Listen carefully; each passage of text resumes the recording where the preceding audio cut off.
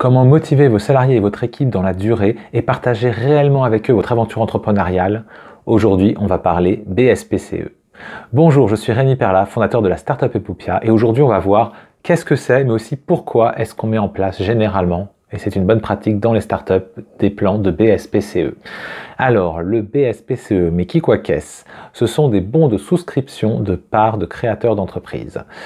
De manière plus simple, c'est un droit à avoir des actions dans l'entreprise à un prix qui est déjà fixé en avance. Et on va voir pourquoi c'est vraiment un super plan. Pourquoi est-ce qu'on fait ça? Pourquoi est-ce qu'on donne, pas vraiment des parts, pour l'instant on donne un droit à avoir des parts, mais à ses salariés dans une boîte et principalement dans les startups? Parce que le but c'est de les motiver, et de les motiver pas juste à faire bien leur travail comme dans une entreprise normale, mais ce qu'on veut c'est qu'ils se donnent à 300% parce qu'on veut qu'ils partagent notre rêve.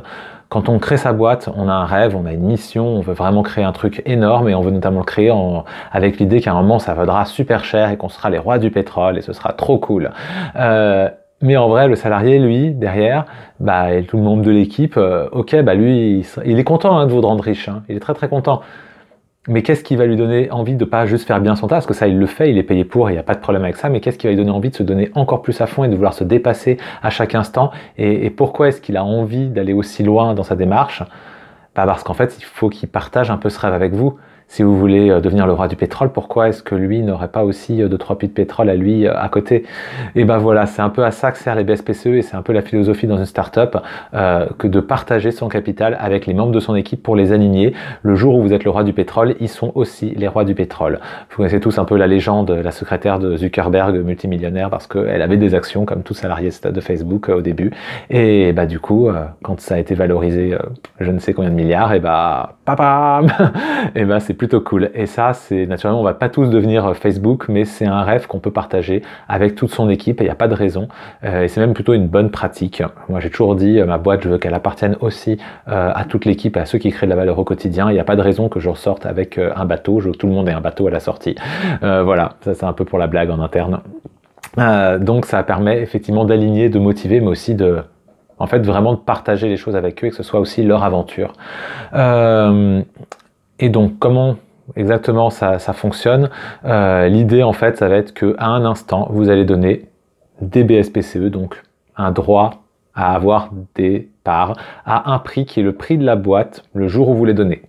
Donc là, on est aujourd'hui, le jour 1, ma boîte vaut 1 million d'euros et je partage 5% de parts de la boîte avec tous mes salariés. Chacun va en prendre, on va dire au hasard, à proportion, ils sont 5, donc ils ont chacun 1%. Soyons fous, d'1 million d'euros, voilà, ils ont chacun leur pool et ça vaut, la boîte aujourd'hui vaut 1 million, donc ils ont 5% de 1 million. Je vous laisse faire le calcul. Ça fait quoi 5% de 1 million? Attendez, 10% d'un million, ça fait 100 000 et donc ça fait 50 000 euros chacun.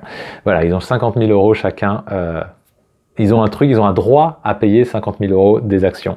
Mais ils vont pas les prendre tout de suite. Déjà, ils n'ont pas le droit. Il y a un temps pendant lequel, il y a le temps de vesting, donc il y a le temps pendant lequel ils peuvent pas encore les convertir et en faire des actions.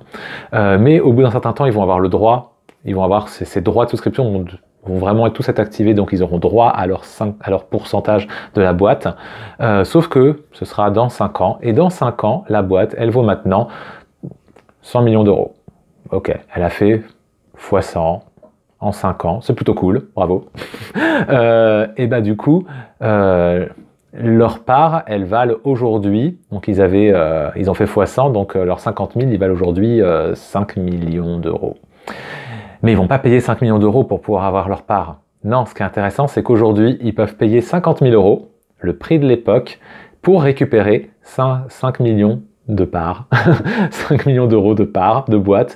Et ça, c'est cool. Et donc, au moment où ils les convertissent, ils savent déjà qu'ils ont une plus-value.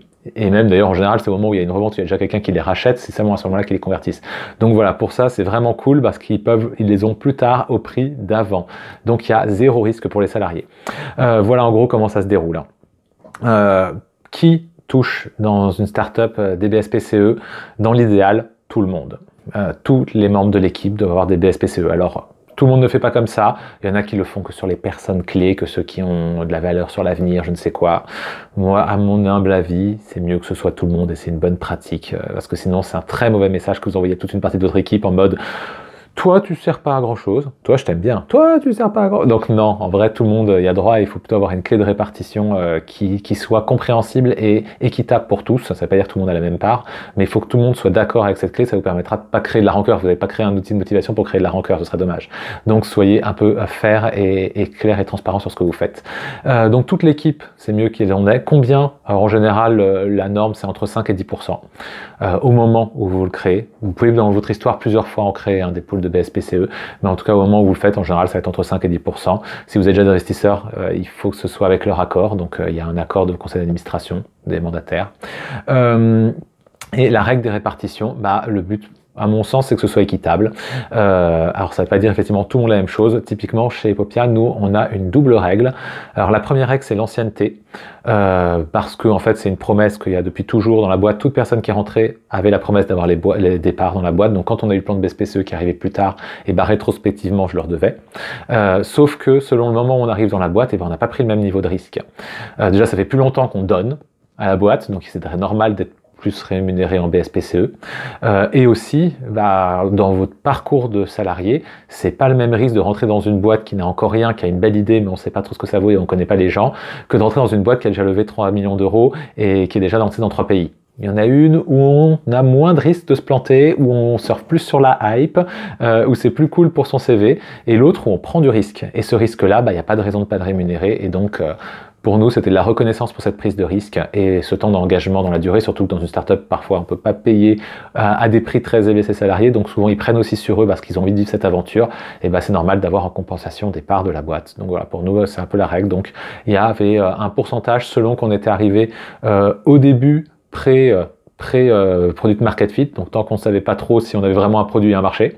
Ceux qui sont arrivés post-product market fit ont touché un peu moins, et ensuite, il y a ceux qui sont arrivés post-levée de fonds, parce que c'est au moment de la levée de fonds qu'on a créé les BSPCE, et donc du coup ceux qui sont arrivés après, et normalement avec une levée de fonds ça sert à embaucher, donc vous embauchez du monde, sauf qu'eux ils rentrent sur une hype, il y a de l'argent, ils peuvent être payés plus cher, il y a moins de risques, enfin voilà, c'est différent, donc ils avaient moins de BSPCE. Ça c'était la règle qui était équitable, qui était affichée, tout le monde l'a comprise et tout le monde était d'accord, et il y avait une deuxième règle qui était, on va dire hiérarchique en tout cas, on voulait avoir un taux d'engagement plus fort des gens sur qui on investit dans toute l'équipe sur le long terme. Le but c'est que tout le monde reste le plus longtemps possible et fasse son parcours de vie avec nous. Nous ça nous éclate de tisser du lien vraiment avec notre équipe. Mais il y en avait certains qui ont donné des responsabilités. Ça voulait dire qu'on allait, ils allaient avoir un fardeau plus lourd à porter, ils allaient devoir apprendre beaucoup plus vite, beaucoup plus de choses. C'est un peu différent la pression qu'on leur met dessus quand nous on appelle ça le head, mais c'est tout le C-level, le CTO, le CMO, le CFO, ce que vous voulez. Du coup, on voulait qu'ils aient un intérêt plus fort encore, et donc notre but était effectivement de les faire monter à un niveau encore plus haut en BSPCE selon le niveau hiérarchique. Et donc là, même s'ils sont arrivés plus tard, ça n'avait pas d'impact, ils devaient arriver à un certain niveau, on voulait que tout le C-level soit aligné à un certain niveau d'engagement. Voilà en gros comment nous on a fait notre clé de répartition, mais il y a plein d'autres manières, il y en avait même parfois qui utilisent il y a plein d'autres manières. Le but, si vous êtes mal à l'aise, si vous n'osez pas l'expliquer aux gens, c'est pas terrible, c'est mieux d'être à l'aise avec sa clé de répartition et qu'elle soit claire pour vous et que vous en soyez fiers. Si vous en êtes fiers, vous pouvez la communiquer, c'est mieux pour les équipes, c'est plus simple pour tout le monde. Voilà, ça c'est mon petit conseil. Ok, le prix, on a dit le prix, c'est le prix de la boîte au moment où on le crée. Donc si vous sortez d'une levée de fonds, c'est le prix de la levée de fonds. Et non, vous n'allez pas faire une petite réduction, vous n'allez pas filer ces BSPCE gratuits. Vous n'avez pas le droit, je suis désolé. Il y a des règles, il y a des règles qui vous permettent de baisser un peu le prix ou je ne sais quoi, mais c'est pas des actions gratuites. Les actions gratuites, c'est un autre système qui a d'autres problèmes, notamment fiscaux, donc c'est moins intéressant. La BSPCE, ils vont devoir le payer, mais l'intérêt c'est qu'ils ne le payent pas tout de suite et ils le paieront au moment où ils seront sûrs de faire une plus-value. Donc il y a au moment où ils ont déjà l'argent en fait pour les payer. Donc c'est pas un problème le prix. Et c'est le prix de la valeur de la boîte. Si vous n'avez pas une levée de fonds, c'est plus compliqué de l'établir. Mais bon, ça c'est comme tous les problèmes de valorisation dans les startups. On en fera une vidéo un jour là-dessus sur la valorisation d'une startup. Ok, le prix, l'avantage. Donc l'avantage pour la boîte, c'est hyper bien parce que donc on l'a dit, ça aligne les équipes, mais c'est aussi un processus qui est gratuit. Vous donnez ça gratuitement, vous n'avez pas de charges sociales à payer sur les BSPCE.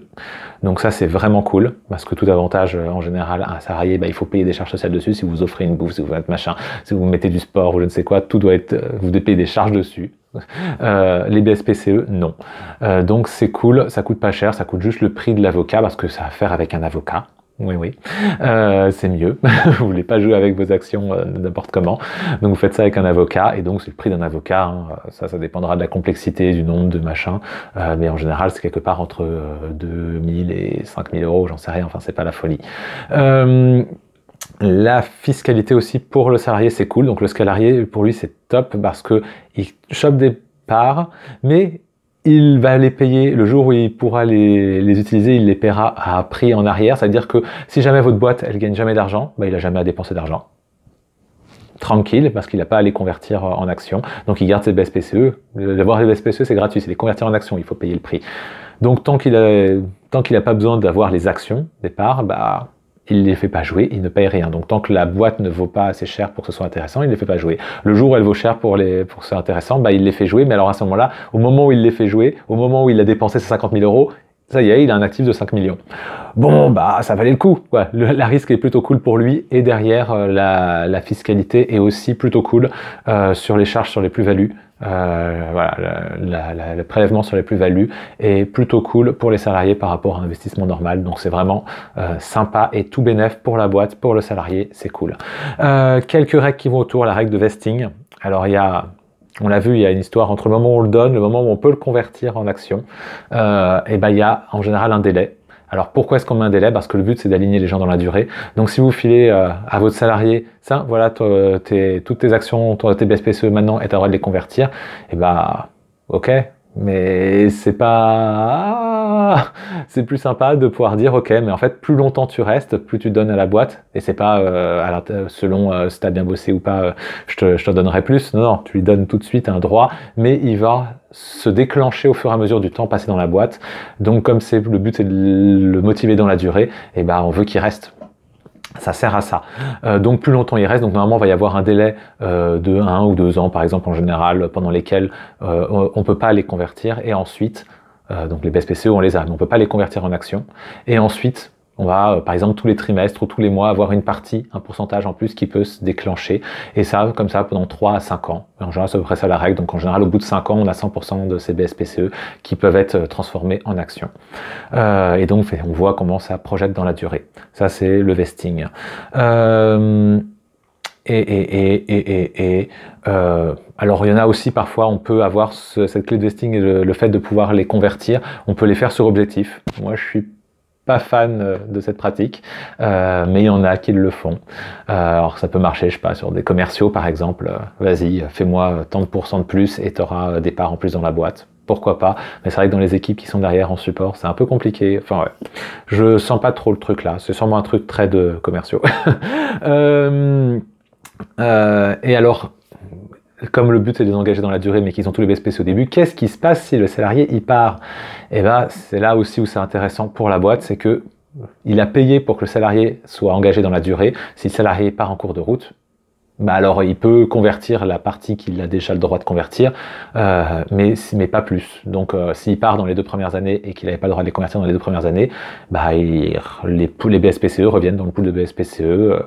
Point. Fin de l'histoire, il n'a pas d'action.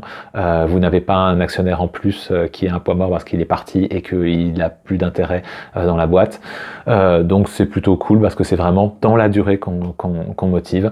Voilà. Et si jamais il part au bout de 3 ans et qu'il a par exemple la moitié de BSPCE qui peut être converti, il a le droit au moment de partir de dire bah, je convertis la moitié ou pas. Et là c'est lui qui fait son pari. Et en même temps il les a mérités, hein, il a bossé pour, donc il n'y a pas de problème. Si il y a une plus-value à faire, c'est intéressant, la valeur a vachement monté, alors il prend le risque de payer le prix. Sinon, bah, il y renonce. Parfois c'est le cas, hein, la boîte n'a pas assez cru, il n'a pas 50 000 euros en poche, et la boîte pour l'instant ne vaut que 2 ou 3 millions, elle a fait que x3. Bon, bah, il a potentiellement 150 000 euros, sauf qu'il doit dépenser 50 000 euros tout de suite, et il ne sait pas encore le jour où il y a un acheteur, parce qu'il n'y a personne pour les racheter. Hein. Il a des actions. Est-ce qu'il a envie de payer 50 000 euros ces actions alors qu'il ne sait pas encore ce qui va se passer dans la suite de la boîte? Et bah, c'est à lui que ça appartient de prendre ou pas le risque. Voilà, mais il est le chef, c'est lui. Et souvent, il y a une règle, il y a 1 mois à 6 mois pour déclencher, pour convertir ses BSPCE au moment d'un départ.